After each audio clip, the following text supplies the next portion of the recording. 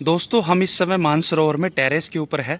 Terrace garden यहाँ बनाया गया है और यहाँ से देखिए दोस्तों 6th फ्लोर से जो ये शहर है माउंट आबू शहर, ये कितना खूबसूरत दिखाई देता है।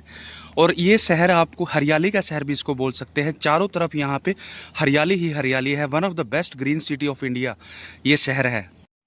तो साथियों अब हमने जो है वो एंट्री ले ली है मानसरोवर के अंदर, जो माउंट आबू के अंदर ब्रह्मा कुमारी सेंटर में मानसरोवर जो बनाया गया है।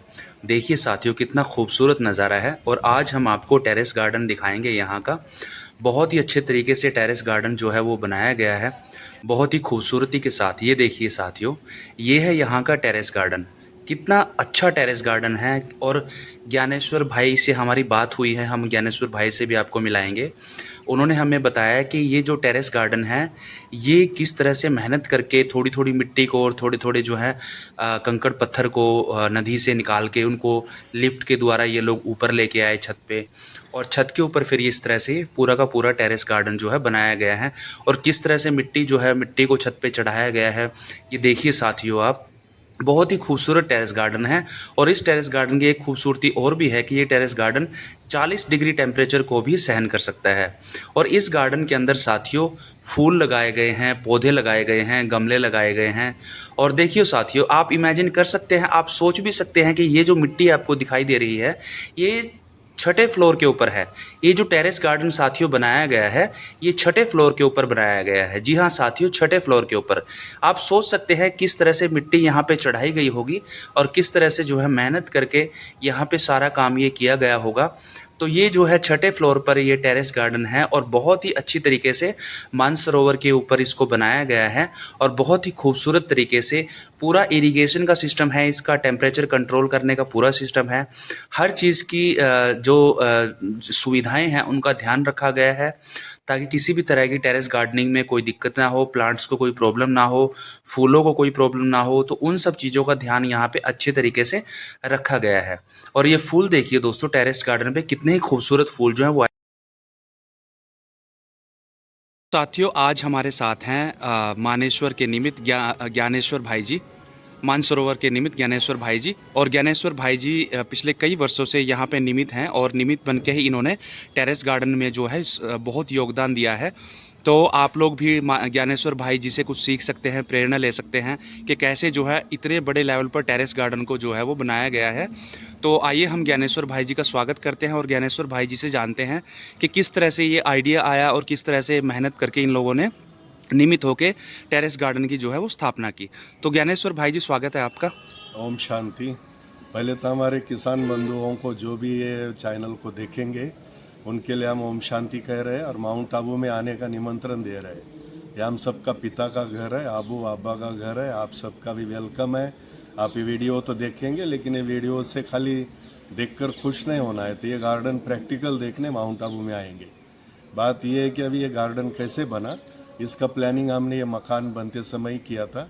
110 फीट हाइट पर ये गार्डन बना हुआ है, 6ठे मंजिल टेरिस पर है। तो लोग जो हम देखते हैं यहाँ पिछले 4 साल से आते हैं, मकान तो दिल्ली बॉम्बे बड़े बड़े शहरों में 100 मंजिल तक भी मकान बने हुए हैं। तो मकान भी ये 6 मंजिल कोई बड़ी बात नहीं, लेकिन इसमें टेरिस गार्डन का अट्रैक्शन सभी को रहता है कि ये कैसा बना है। और वो प्रैक्टिकल अभी भाई जी आपको आपके चैनल में दिखाएंगे ही। तो मेरा नाम ज्ञानेश्वर जी है। पिछले मैं 30 साल से माउंट आबू में रहता हूँ और 37 ईयर हो गया इस ज्ञान मार्ग से जुड़ा हूँ। आपके करनाल में भी हम आए हुए हैं।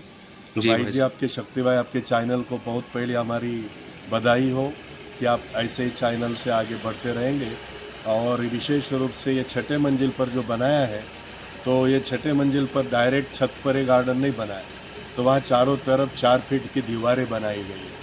और वो दीवारों में पहले छत पर या हमारे बाजू में नदी है, तो नदी में जो गोल गोल पत्थर होते हैं शालिग्राम, वो 2 फीट पत्थर पहले उसके नीचे डाले हुए हैं। इसकी मेथड आपको बता रहे कैसे गार्डन बना। जी भाई जी। फिर उसके ऊपर 3 इंच मसाला डाला है, रेत मसाला, और उसको फिट किया है। फिर सोचा कि ये टेक्निकल इंजीनियरिंग का प्लान से बनाया गया है। अगर ये बारिश होती है और फिर अगर वो लीकेज होता तो पूरे 6 मंजिल इसके लीकेज होते, रूम सारे ख़राब होते। इसलिए फिर हमने उस पर वाटर प्रूफिंग किया 3 इंच का। तो आधा फीट ये और 2 फीट पत्थर, ये 2.5 फीट हो गया। और ये होने के बाद वाटर प्रूफिंग के बाद वो मजबूत हो गया, पानी लीकेज नहीं हो रहा है अभी। और उसके ऊपर 2 फीट हमने मिट्टी डाली, काली मिट्टी, और ये सारा मटेरियल नीचे से लिफ्ट के द्वारा ऊपर ले गए हैं।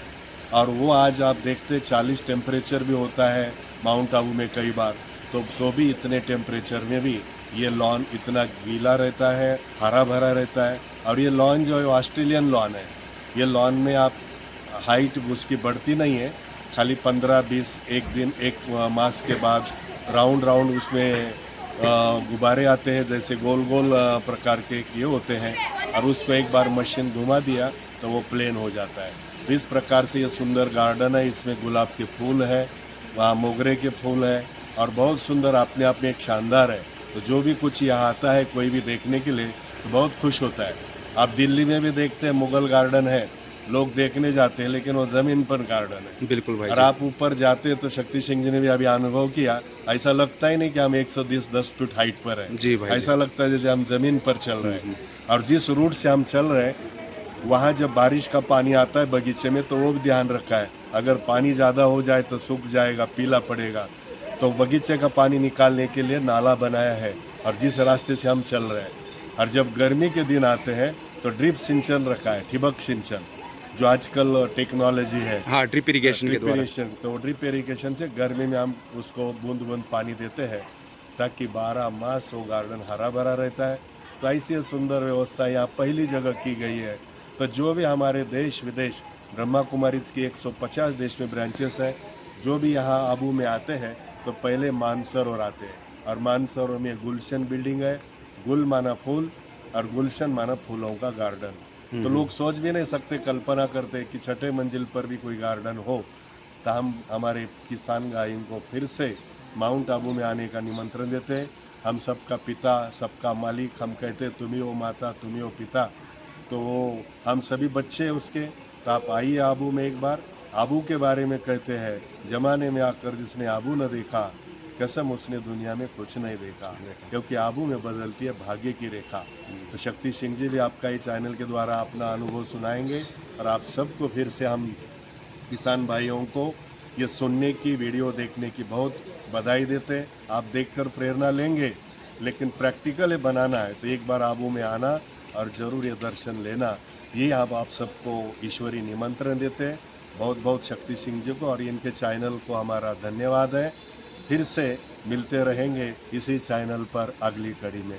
ओम शांति। बहुत बहुत धन्यवाद ज्ञानेश्वर भाई जी। आपने देखा साथियों, ज्ञानेश्वर भाई ने पूरी डिटेल में समझाया कि किस तरह से ये इतनी मेहनत करके नियमित भाव से इन्होंने जो गार्डन की स्थापना की है, और इस गार्डन को जो है वो तैयार करने में जो उनका रोल है और जो उनकी भूमिका रही है, और जो परमात्मा के निमित्त होकर उन्होंने सेवा की है, और जिस तरह से वो इरिगेशन का भी बहुत अच्छे से मैनेजमेंट है, टेम्परेचर को कैसे कंट्रोल किया जाता है वो मैनेजमेंट है। तो हम ज्ञानेश्वर भाई का एक बार फिर से धन्यवाद करते हैं। धन्यवाद ज्ञानेश्वर भाई जी, बहुत बहुत धन्यवाद। ओम शांति, धन्यवाद। अभी अगली कड़ी में आपको गौशाला भी देखेंगे, आदर्श गौशाला जी बहुत धन्यवाद। सुंदर बनी है। धन्यवाद बहुत भाई जी। धन्यवाद। ओम शांति। ओम शांति।